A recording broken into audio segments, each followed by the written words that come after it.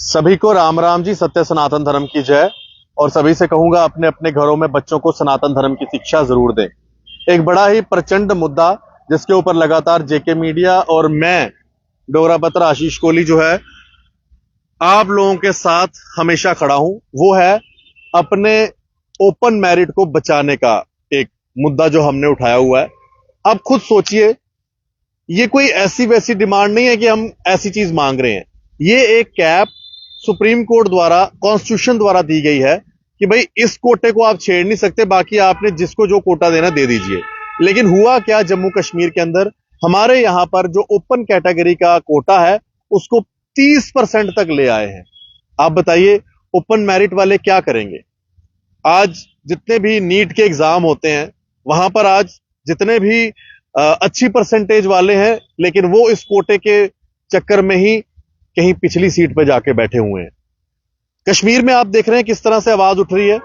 कल national conference के ही member parliament अपनी ही सरकार के खिलाफ खड़े हो गए और उन्होंने उमर अब्दुल्ला के दफ्तर के बाहर जाके धरने पे बैठ गए, जिसके बाद उमर अब्दुल्ला साहब भी मजबूरन उनको जो है ओपन मैरिट के जो एसोसिएशन के लोग हैं उनके साथ मिलना पड़ा। और उमर अब्दुल्ला जी ने भी कहा कि हम इसके ऊपर काम कर रहे हैं, हमने सब कमेटी बनाई है वगैरह वगैरह। वो आपने कल की हमारी खबर देखी थी। लेकिन देखें, जहां पर बात सही चीज की है तो वहां पर हर एक लीडर खड़े हैं, लेकिन हमारे जम्मू से बड़े कम लीडरों की आवाज उठ रही है। कल श्यामलाल शर्मा जी ने भी ओपनली हमारे साथ इंटरव्यू में सपोर्ट कर दिया कि भाई मैं इस चीज में साथ खड़ा हूं, ओपन मैरिट के साथ छेड़छाड़ बिल्कुल गलत हुई है। मेरे साथ सतवीर जी हैं जो इस मुद्दे के ऊपर लगातार आवाज उठा रहे हैं। और सतवीर जी इसके साथ साथ चाहे जेके पीएसआई के एज रिलैक्सेशन की बात हो, चाहे हमारे जो वेटिंग लिस्ट वाले एस्पायरेंट्स हैं उनकी बात हो, या हमारे जो कांस्टेबल्स की एज रिलैक्सेशन की बात थी, उन सब पे इन्होंने जो है आवाज उठाई है यूथ के लिए। इसलिए आज हमने इनसे बात कर रहे हैं। सतवीर जी, आपका बहुत बहुत स्वागत है और बड़ा बड़ा शुक्रिया जो आपने इस मुद्दे पर लोगों को सपोर्ट किया। आप इस चीज को किस तरह से देखते हैं? क्या ओपन मैरिट के साथ इतना अन्याय होना चाहिए किसी भी जगह पर नहीं और सिर्फ जम्मू कश्मीर में? देखिए, सबसे पहले तो आशीष जी आपका बहुत बहुत शुक्रिया, और एक शुक्रिया आपका और भी करना चाहता हूं कि इस मुद्दे पे लगातार बात हो रही है। मैं भी पिछले कई महीनों से लगा हूं, लेकिन आप जिस तरह से बेखौफ होकर इस बात को करते हैं, आप भी इस बात को काफी देर से कर रहे हैं।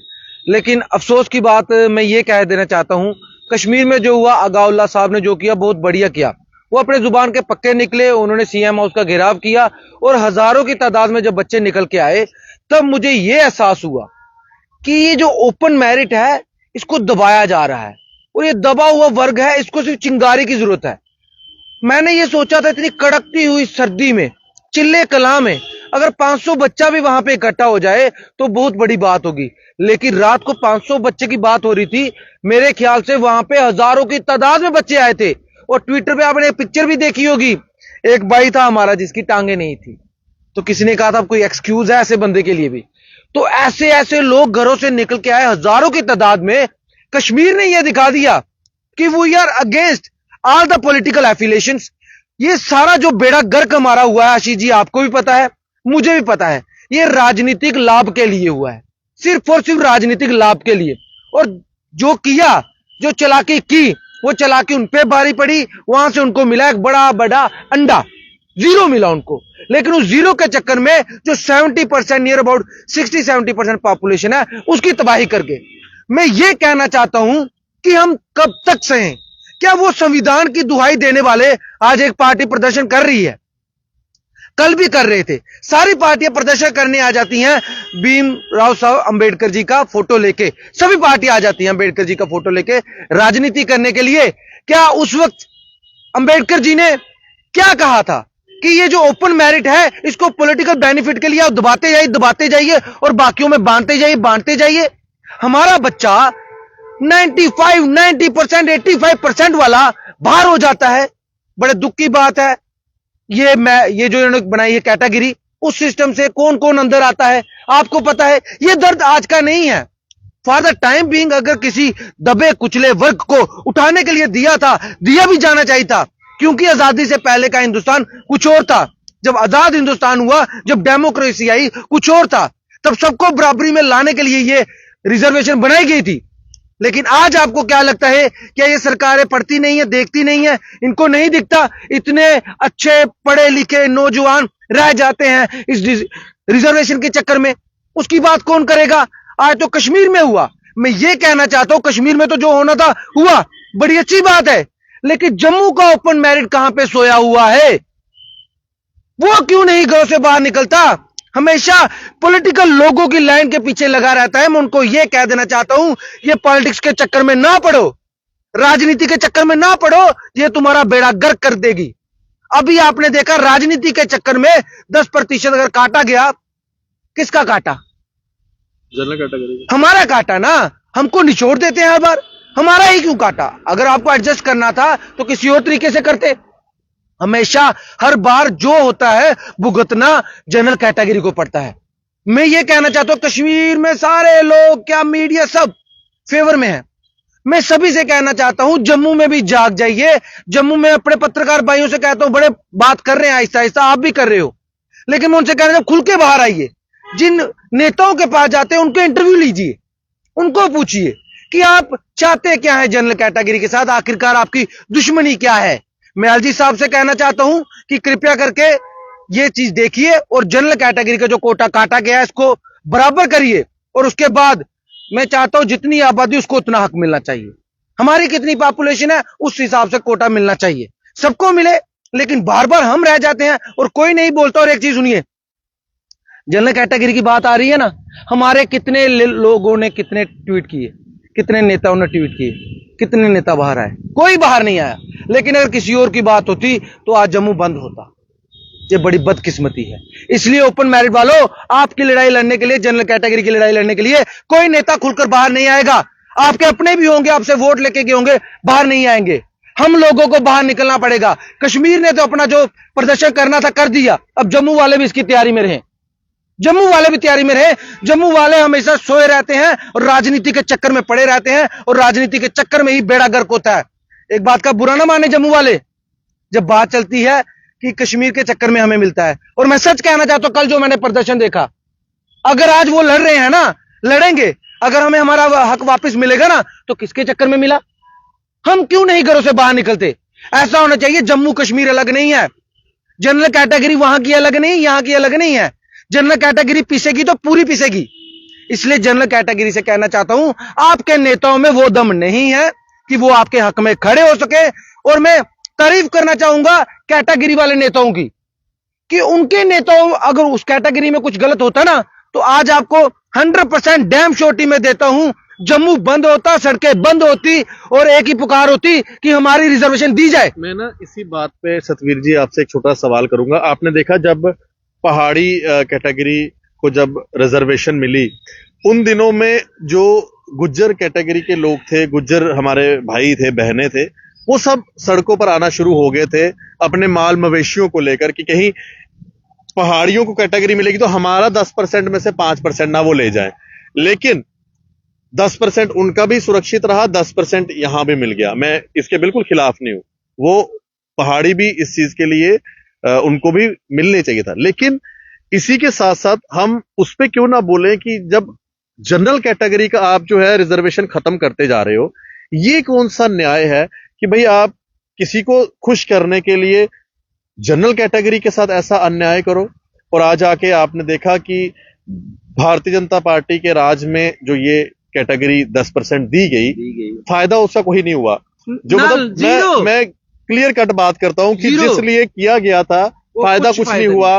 नेता भी आए बड़े सारे पार्टियां छोड़कर, इनके साथ जुड़े, एक भी नहीं जीता।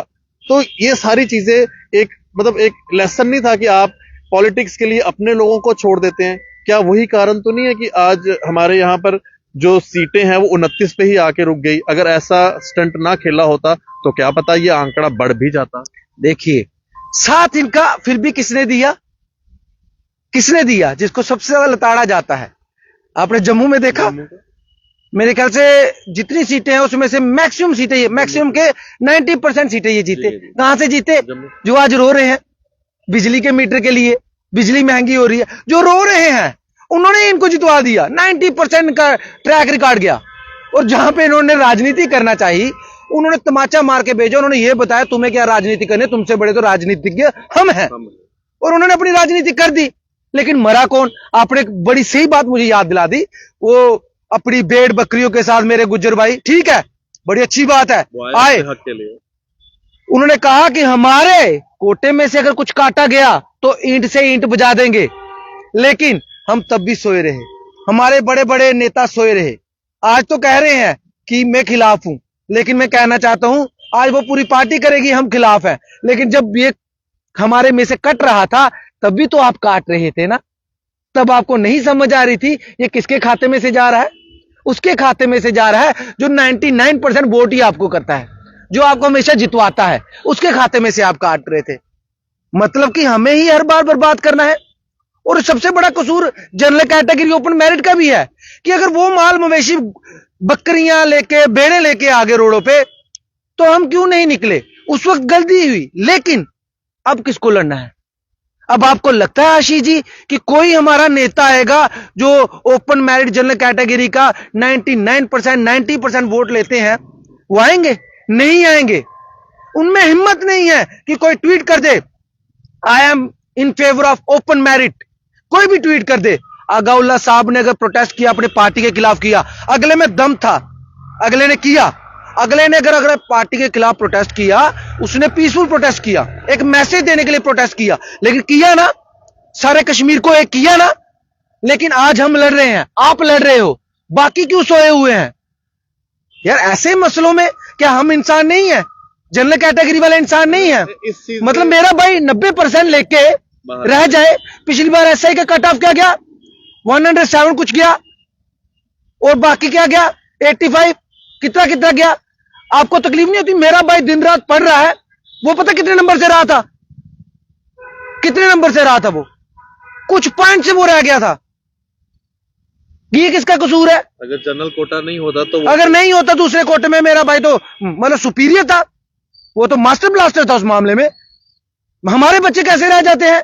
वो नालायक नहीं है, सरकारें उनको मारती है। मैं कहना चाहता हूं I am not against ST, SC, पहाड़ी, ओबीसी, मैं किसी के खिलाफ नहीं हूं। मैं खिलाफ हूं इन सरकारों के, इन पॉलिटिशियंस के, जो अपने फायदे के लिए हर बार जनरल कैटेगरी को मार लगाते हैं। और हमें मार पता क्यों लगाते हैं?